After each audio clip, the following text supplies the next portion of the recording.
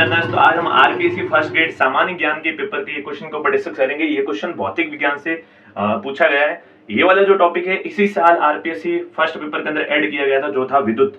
सवाल प्रतिरोध वाले टॉपिक से आपको दिया हुआ है। इस सवाल के अंदर दिया हुआ है कि चार तार हैं ए बी सी डी। अब इन चारों तारों का जो पदार्थ दे रखा है वो अपन को समान दे रखा है, मतलब समान पदार्थ के चारों ही तार हैं। फिर इन्होंने बोला लंबाई और त्रिज्या जो दे रखी है वो अलग अलग है, उन्हीं के ऊपर इन्होंने क्वेश्चन पूछा हुआ है। फिर बोला विद्युत धारा के प्रवाह के लिए न्यूनतम प्रतिरोध कितना चाहिए। तो देखो जितना प्रतिरोध कम होता है उतना विद्युत धारा का प्रवाह आसानी से हो सकता है। तो अगर मैं इनको ऑप्शन से देखूं तो भी मैं इसको कर सकता हूं, लेकिन उससे पहले मेरे को प्रतिरोध का और लंबाई और उसकी त्रिज्या का अपन को एक रिलेशन पता होना चाहिए। तो सूत्र क्या होता है, आर बराबर रो एल डिवाइड बाई ए। यहां पर जो एल है ये तो लंबाई को प्रदर्शित कर रहा है और जो ए है वो ये क्षेत्रफल को प्रदर्शित कर रहा है। अब इन सवालों के अंदर अधिकतम जो तार का शेप लिया होता है या जो क्षेत्रफल लिया होता है वो आपके सर्कुलर लिया होता है, मतलब यहां पर जो क्षेत्रफल अपन लेंगे वो लेंगे पाई आर स्क्वायर, मतलब गोल तार ही होता है, सिलेंडर कह सकते हो।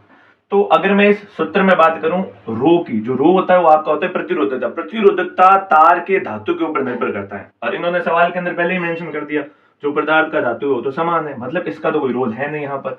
अब जो है लंबाई और त्रिज्या के ऊपर सारी चीजें, तो यहां पर लिख सकता हूं मैं आर बराबर एल बटा आर का स्क्वायर। अब यहां पर चार ऑप्शन थे 2l 4r 4l r/2 4l r/4 l and 2r। तो अगर मैं सिर्फ ऑप्शन से जाऊं, मेरे को पता है प्रतिरोध और त्रिज्या इन दोनों के बीच में रिलेशन कैसा है, व्युत्क्रमानुपाती। अगर यहाँ पर त्रिज्या बढ़ेगी तो प्रतिरोध क्या होगा, यहाँ पर कम होगा। ठीक है, तो पहले तो अपन देखो सबसे ज्यादा त्रिज्या आपको कहां दिख रही है, यहाँ पर तो देखो 4r त्रिज्या सबसे अधिक है, ठीक है, और r/4 सबसे कम है, मतलब यहां पर मेरे को प्रतिरोध सबसे अधिकतम मिलेगा और यहां पर मेरे को प्रतिरोध सबसे कम मिलेगा।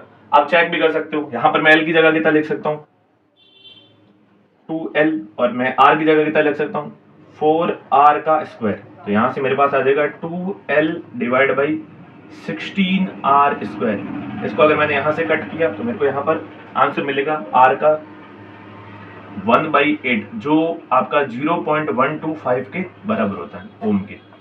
तो ये पहला जो ऑप्शन है यहाँ पर मेरे को सबसे न्यूनतम प्रतिरोध मिलेगा, मतलब विद्युत धारा का प्रवाह सबसे आसानी से इसी के अंदर होगा।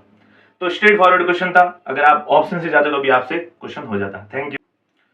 तो यहाँ पर जो दूसरा क्वेश्चन हमको पूछा गया है, दो विलगित पिंडों के लिए कथन।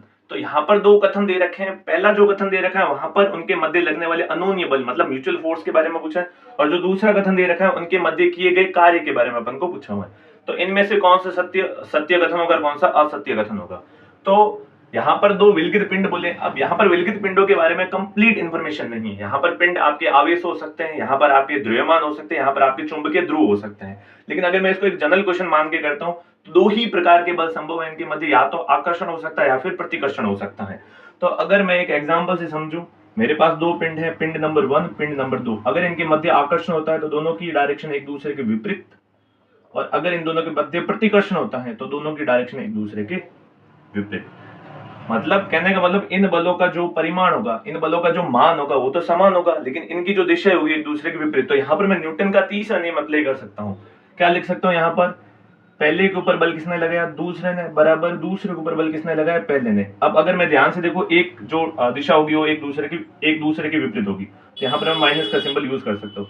अब अगर मैं इनका सम करता हूँ, मतलब दोनों बलों को आपस में जोड़ता हूँ, इनके मध्य जो बल होगा उनका योग क्या होगा, शून्य होगा। मतलब प्रथम कथन तो एकदम सत्य है, पहले कथन तो सत्य है। दूसरा कथन की अगर बात करूं, बल द्वारा किए गए कार्य का योग भी शून्य होगा, हमेशा शून्य होगा।